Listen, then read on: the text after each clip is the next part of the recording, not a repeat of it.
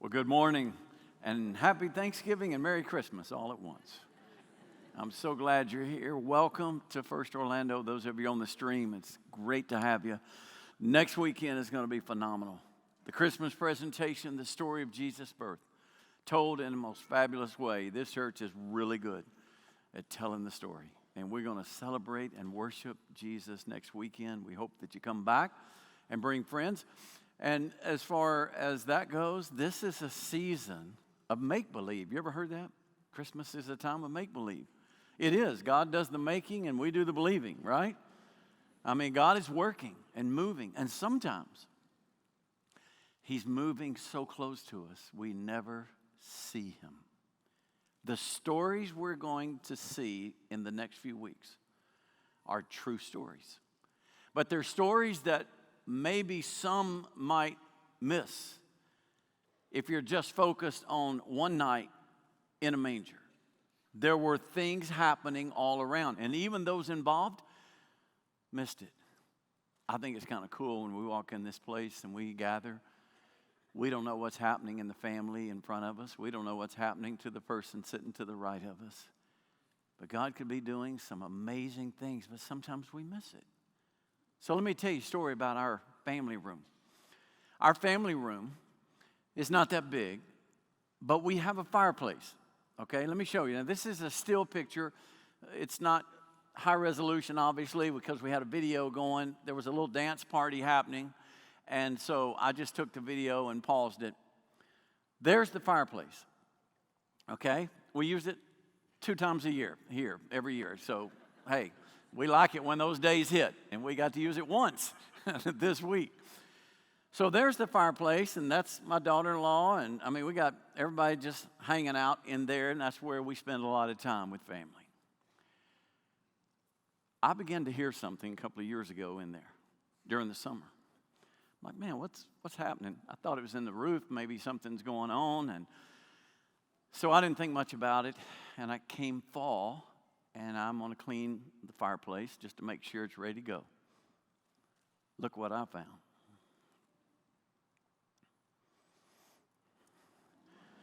Okay. I don't want any compassion for that little guy because the story gets worse. He had a brother and a sister with him.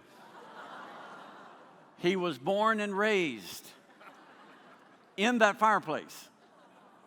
So go back to this. The whole time we're hanging out for several months, they're having babies, and they're doing something before they had babies, but I'll leave that to your imagination. They're having babies, they're growing up, they're nursing, they're doing all that, while we're in here just having the best time, and we're a matter of feet away, and we have no idea. They watched every movie we watched. They saw every game we played. They heard karaoke at its worst. And then the day came when I finally realized what I had going on. So I was able to get 2 of them to get out the same way they came in. But the third one, when I opened that, guess where he went? He came into the house. And Rachel and I it was a show. Wish we'd had somebody videoing this. It was a show. Then we couldn't find him. So I'm like, oh gosh, he ran back in one of the bedrooms. He's in a closet. How are we going to get him? Then I thought of something. I don't know why and how I figured this out. Right there's the subwoofer. I love subs. I'm not talking about Publix or I'm not talking about, Subway sub. I'm talking about subwoofers. I love them.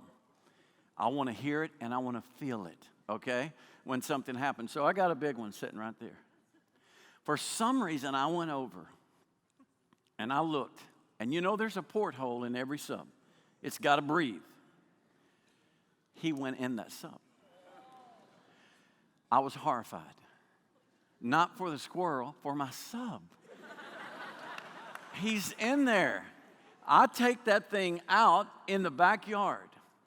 And I slowly have to disassemble it. I had to just deconstruct my sub. Not the squirrel, just the sub. I wasn't worried about the squirrel. And sure enough, he had curled around the magnet by the speaker. He found him a little place to hide. And I got him out. He runs off. And I put the sub back together, and it's still working. It's still sitting right there. Yes. So, what's the moral of the story? The moral of the story is this. You never know what's happening right beside you. You never know when God may be doing his greatest work, and you can't see it. There was a man, Zechariah, and his wife, Elizabeth. They didn't know they were going to be a part of the story before the story of the birth of Jesus. And so the first true story that we want to look at is their story. And most of the stories that we're going to be looking at are from the Gospel of Luke. So if you've got a Bible today, go to the first chapter of Luke and go ahead and get it open, because that's where we're going to see these people come alive and what their story is all about. When Luke writes the Gospel, he tells us in the opening verses who he's writing it for. So I want to show you something that's in those first verses. It's verse 3 and verse 4 of Luke. Luke is a Gentile. He's a doctor. We know that. He traveled with Paul. He also wrote Acts, the book of Acts. So some see it as literally one book. So here is what he says of why he wrote the book. It seemed good to me also, having followed all things closely for some time, to write an orderly account for you, most excellent Theophilus, that you may have certainty concerning the things that you have been taught. Now, if you were asked, why did he write it? It was so that we would have certainty of the stories that were told, of the things that have been handed to us. He actually dedicates the gospel to a man by the name of Theophilus. You're going, well, who was he? We don't know. There's all kind of guesses. I personally, I'm going to tell you mine. I think he was a doctor. I think he was a friend of Luke's. I think he was either a new convert or he was in search of Christ. And so it's written to try to help him for the first time to hear the story and to understand why Luke is so passionate about this man named Jesus. But the part that really gets me is he wants us to have certainty. These are true stories. And as we move into the season of Christmas, this stuff happened. This is not just some fanciful writing. It's not just some story. It's not like a nursery rhyme. These people lived, these people experienced, and guess what? Many of them struggled with the events just like we do. There's some of you today that Christmas is great, but there are parts of the story you struggle with. I don't understand how that happened. I'm sure I understand why that happened, or I'm not sure how those events, how they all lined up. Can I just be honest? Neither do I. But I believe them. And I just want us to take that journey of going through the true stories and wrestling with our faith and coming to a place to believe things that God shows us in those stories. And Luke starts with, of all people, Zechariah and Elizabeth. Now, who are they? Zechariah was a priest. Elizabeth was the cousin of Mary, the mother of Jesus. This is long before Mary knew anything was going on. One day, Zechariah, being a priest, goes in to do what priests do, light incense right outside the Holy of Holies. Now, here's the irony of this. There were 1,800 priests in his day, and he is one of 24 divisions. It was a very complicated process, and they threw lots or chose lots, and the lot fell on him. So he goes in to light incense and offer prayers right outside the veil of the Holy of Holies. Because the only one who could go behind the veil was the high priest. When he walks in, he looks up and there is an angel standing on the right side. Now, what would you do? I mean, he's afraid. What he and his wife have been dealing with was barrenness for years. In fact, the scripture says that they were old. They were old in years. We don't know how old she was or how old they were. The Jewish tradition says she was 88 years old. So even if she was younger than that, by 20 years, she's still beyond childbearing years. And they had been praying and praying and praying, and nothing had happened. And all of a sudden, an angel standing there. And that angel basically looks at him and says, Zechariah, it's about to happen. It's about to happen. So I want to read with you what the angel said when he met him in that moment. I'm going to read starting in verse 13.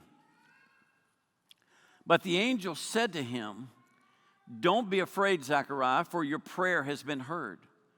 And your wife Elizabeth will bear you a son, and you shall call his name John. Now, we know who this John is. It's John the Baptist. So keep that in mind. That's who we're talking about. You shall call his name John, and you will have joy and gladness, and many will rejoice at his birth, for he will be great before the Lord.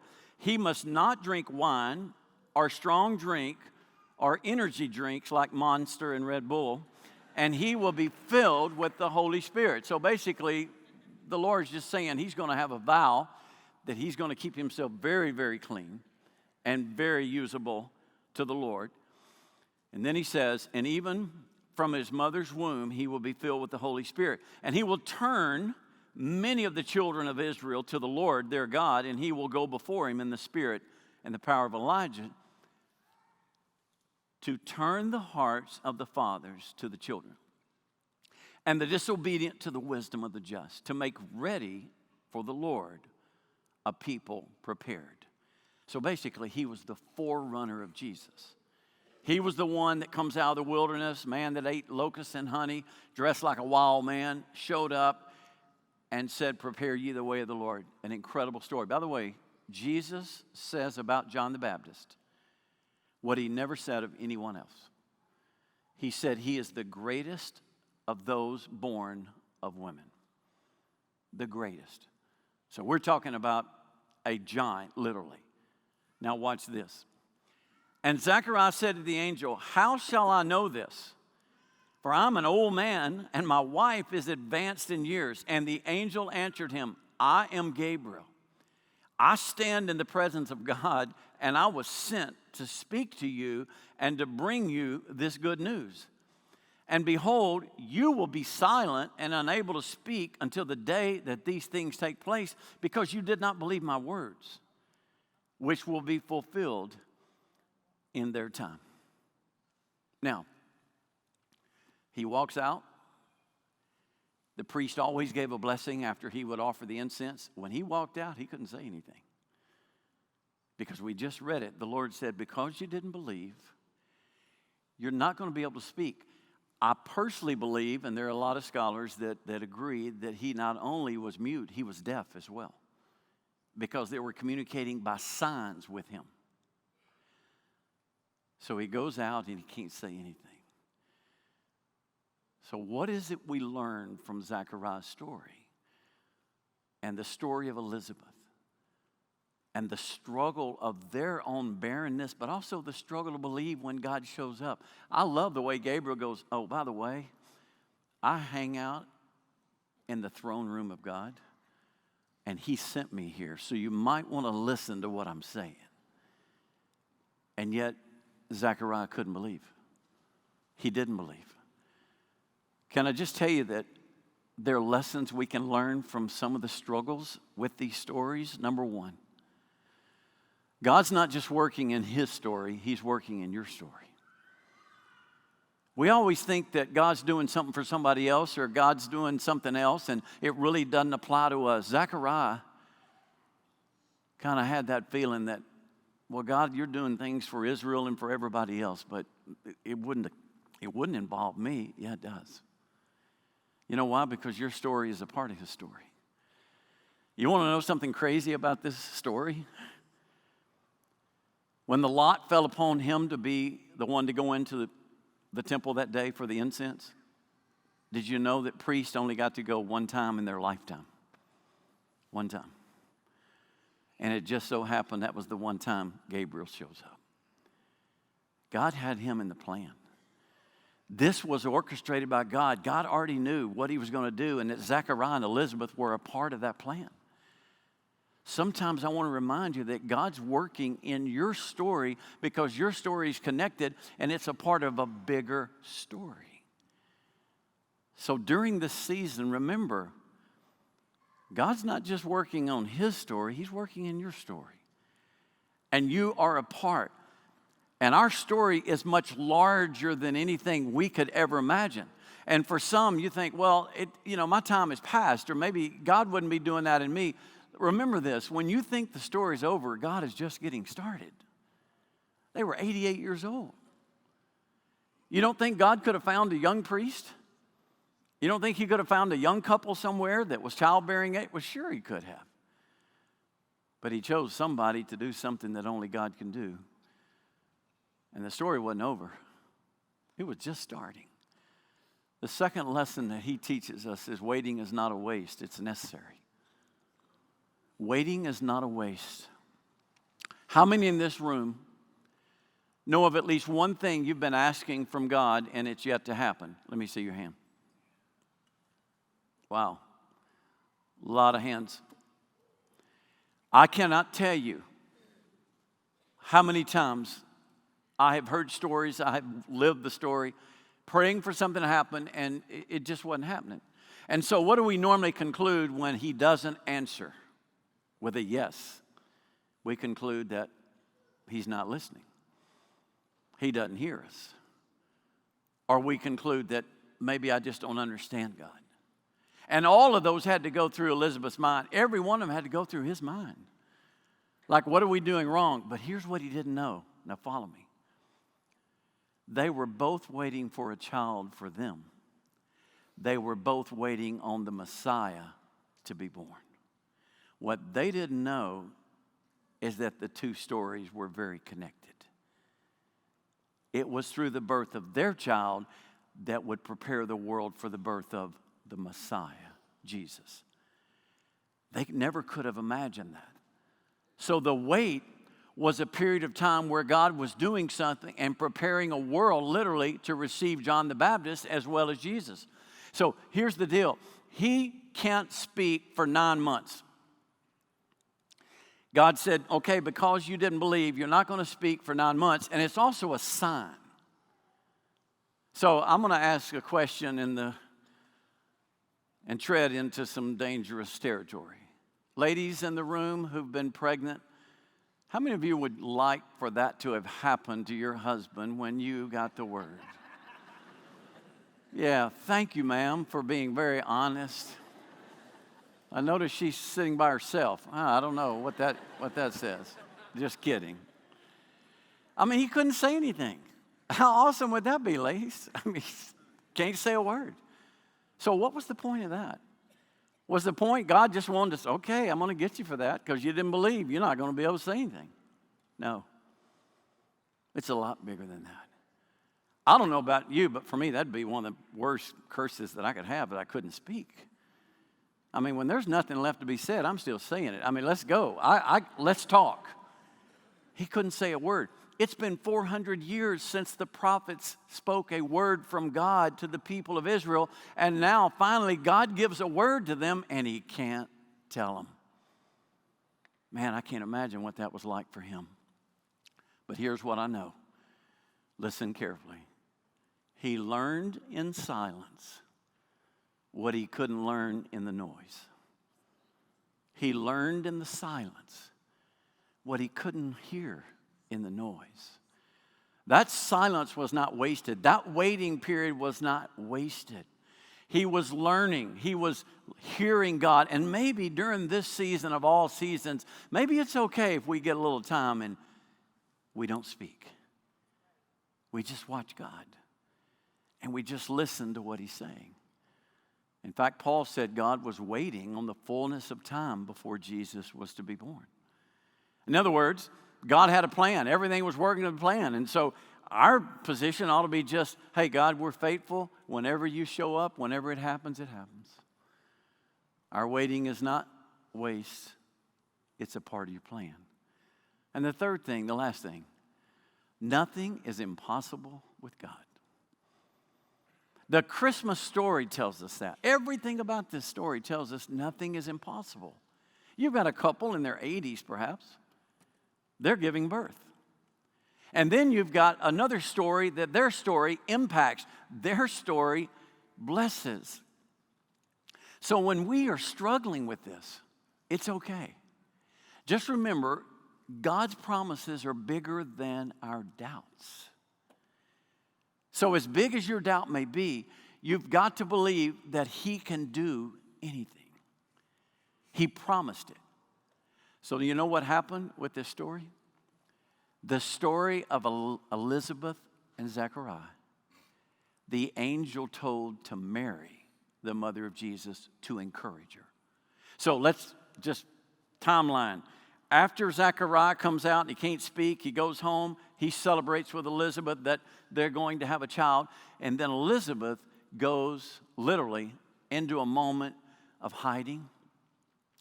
And then she gets to spend time with Mary.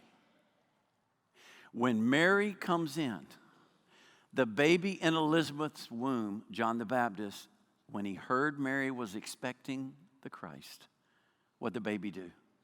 What'd the infant, the fetus do? He jumped for joy. I mean, literally, she felt him jump. If you've seen The Chosen, the episode where they're telling the story of John the Baptist, it's a really cool moment how they portray this. And then, of course, the angel shows up to Mary. And the same angel, Gabriel. And as Gabriel's telling her, you're going to be blessed and you're going to have a child, and that child is going to be the Son of God. You can imagine Mary's reaction, but watch what the angel does. Gabriel says, oh, by the way, you might want to be encouraged by this. Look at this. And behold, your relative, Elizabeth, in her old age, has also conceived a son, and this is the 6th month with her who was called barren. For nothing, say it with me, for nothing will be impossible with God. The story we're reading today, Zechariah and Elizabeth, the angel used to encourage Mary. Maybe he's using it to encourage somebody in this room today. Nothing is impossible with God. Don't give up. Nothing is impossible. So Mary receives this news. She's encouraged. So you know what we learned from that? John the Baptist was 6 months older than Jesus. And his role was one thing, and that was to get the world ready for the coming of Jesus, and he did. Now, there's a beautiful moment when John the Baptist is born. You can imagine what this moment was like. The baby's born, and now they go to have the circumcision 8 days after the birth. And that's when they would name the child. So as they go to the priest and they are doing the moment of circumcision and the naming of the child, they ask Elizabeth, what will the name be? I'm sure it'll be Zechariah. And she goes, no, his name is John. And they kind of laughed and said, well, but you don't have anybody in your family named John. What do you mean his name is John? And they saw, remember, her husband Zechariah couldn't speak. He's over there struggling with signs. And he wanted a tablet. And look what he did with a writing tablet. And he asked for a writing tablet, and he wrote, his name is John. And they all wondered, and immediately his mouth was opened and his tongue loosed, and he spoke, blessing God. Guys, if you've been silent for 9 months while your wife delivered a child and you finally get to talk, what you going to say? What's the first thing coming out of your mouth? He blessed God. He just said, God, I praise you. And the people heard him. And all the people around him, there was fear among them because they knew that God had done something. There was something special happening. They all saw a glimpse that God is doing something. So the story of Zechariah and Elizabeth, from start to finish, is a story that is intended to encourage us when we're struggling to believe. to just encourage us when we're not sure. Do you believe? Do you believe God can do anything today? Yes. So I read about an attorney that did this in a courtroom. His client was up for murder. And so he made his final appeal to the jury on behalf of his client. He said to the jury, hey, before you make your final decision as a jury, I want you to know that I've invited a special guest to come, and he's about to walk in that door. It's the dead man, the man that you suppose my client killed. He's about to walk in the door, so I want you to welcome him. And every jury member turned to the back of the courtroom. Everybody in the courtroom turned to the back of the courtroom. And they just waited. The doors didn't open. And then he said, see, you all looked as if there was a little bit of doubt in your mind that he's actually dead or that my client killed him. The jury took that, went and voted to sentence and convict the man of murder. And the attorney stood before him and said, I don't understand. Every one of you looked at the back like there was a man coming in, and yet you still found my client guilty. And the jury said, we noticed, but there was one person in the room that didn't look at the door. Your client. I'm going to ask you a question.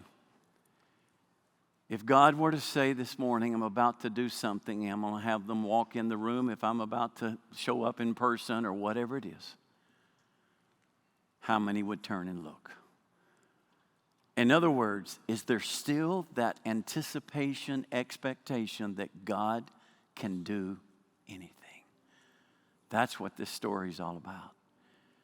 The last words that he ever wrote, that we know of, the last words he ever spoke. Zechariah, his last words, he wrote this incredible praise, and you can read it. It's in the text there. But let me show you the last thing he ever said. Because of the tender mercy of our God, whereby the sunrise shall visit us from on high, to give light to those who sit in darkness and in the shadow of death, to guide our feet into the way of peace. In other words, the last thing he ever said was, God has answered our prayer. Jesus has come, and he will guide us in the way of peace. I just believe that Zechariah and his story is to encourage us to believe. If you're waiting, God's working. If you think your story doesn't matter, it does. And remember, he can still do anything. Can we bow together for just a moment? As we enter this season, there's some of you been asking, some of you been crying out to God. And God is working. And I just want you to, in this moment, say, God, I trust you. I believe. I believe. Because if we learn anything this morning, we got to believe. And there may be some of you today on the stream or in the room that you've never put your faith in Jesus. Meaning, you've never believed him enough to follow him. That's belief. When you're willing to follow him and give your life to him. Can I encourage you to pray this prayer with me? Jesus, thank you for coming to this earth. Thank you for walking on this earth and showing me truth. I believe in you. I believe you died on the cross. I believe you were buried. And I believe you were raised from the dead. And Jesus, today, I believe enough to follow you the rest of my days. Jesus, thank you for what you did. Amen. I really believe. Can we give him thanks and praise? I just know somebody prayed that for the first time, and we want to encourage you. We want to help you. Let us know. Text us the word NEXT to 40777. We're just going to talk about what the next step could be for you. Or there's folks on either side as you walk out. They'll be glad to have that conversation. So today, if I had one word to give you before we leave, it's in this song. And it's simply this: believe for it. This is Christmas. This is the time He does the making. We do the believing. Believe for it. Let's stand together and let's worship Him with this song.